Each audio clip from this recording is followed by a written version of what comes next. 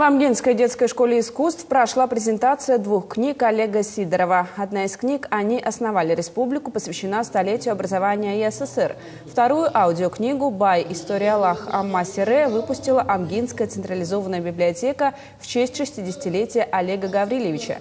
Говорящая книга состоит из аудиорассказа автора и длится 80 минут. Презентация книг прошла очень душевно. Все гости дали высокую оценку творчеству Олега Сидорова.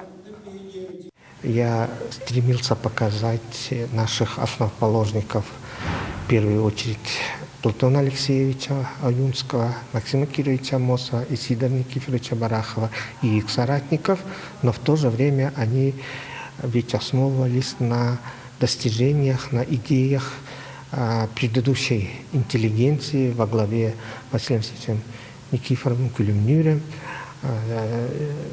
Гаврилом Васильевичем Ксенофонтовым. То есть это была очень такая идея, которую вынашивали, которые хотели реализовать именно якутская интеллигенция, и она стала возможной именно в 20-х годах от Советской России.